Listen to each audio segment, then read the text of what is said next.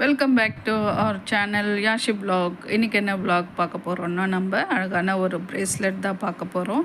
MDF bad வச்சு நம்ம பார்க்குறோம். இப்போ பார்த்திங்கன்னா நான் வந்து ஆல்ரெடி ரிங்கு சைடில் வந்து ஹோல்ஸ் போட்டு நம்ம ஜம்ப் ரிங் அட்டாச் பண்ணிட்டோம். இதில் இப்போ பாருங்கள், இதுக்கு வந்து நம்ம B7000 க்ளூ யூஸ் பண்ணியிருக்கோம். நெக்ஸ்ட்டு பார்த்திங்கன்னா நம்ம ஐ ஷேப்பில் ப்ளூ கலர் கிளாசி ஸ்டோன் தான் எடுத்திருக்கோம்.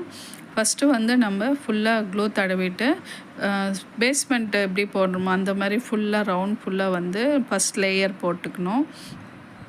இந்த ஃபுல்லாக க்ளூ தடவிட்டு நம்ம வைக்கும்போதே இது கரெக்டாக அட்ஜஸ்ட் பண்ணிகிட்டே வச்சுட்டே வரணும். ஏன்னா வந்து B7000 க்ளூ வந்து உடனே ட்ரை ஆகிடும். அதனால் நம்ம வந்து ஃபுல்லாக வச்சுட்டு அட்ஜஸ்ட் பண்ணலான்னு நினச்சிடாதீங்க.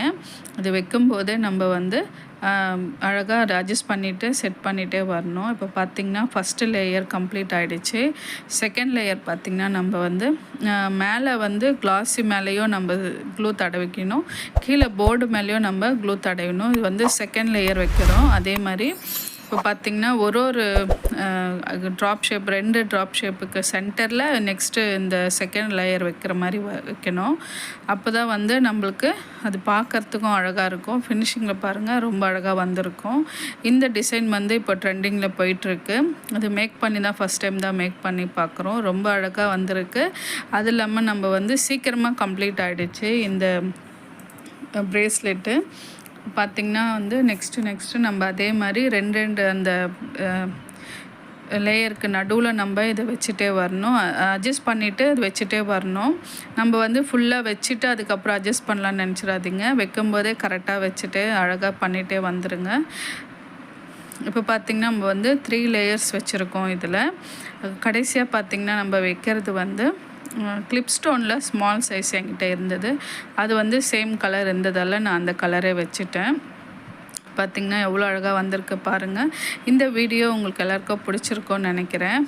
ஃபஸ்ட் டைம் பார்க்குறவங்க வந்தால் சப்ஸ்கிரைப் பண்ணிவிட்டு பாருங்கள். நிறைய பேர் சப்ஸ்கிரைப் பண்ணாமல் பார்த்துட்ருக்கீங்க. இப்போ பார்த்திங்கன்னா நம்மளுக்கு இந்த பேஸ்மெண்ட் ரெடி ஆகிடுச்சு. மேலே ஃப்ளவரு.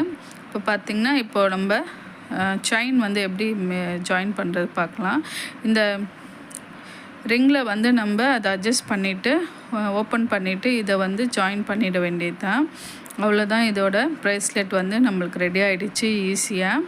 இந்த வீடியோ கண்டிப்பாக எல்லாருக்குமே பிடிச்சிருக்கோன்னு நினைக்கிறேன். இதில் வந்து நம்ம 2 டைப் பண்ணியிருந்தோம். ஸ்கொயர் ஷேப் ஒன்று, இது ரவுண்ட் ஷேப்பில் ஒன்று.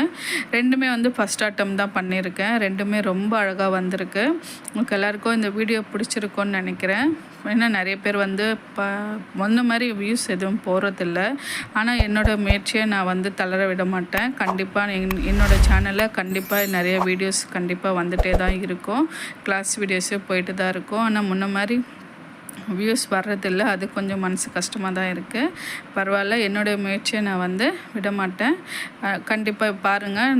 நான் தான் போட்டிருக்கேன். எவ்வளோ அழகாக வந்திருக்கு பாருங்கள்.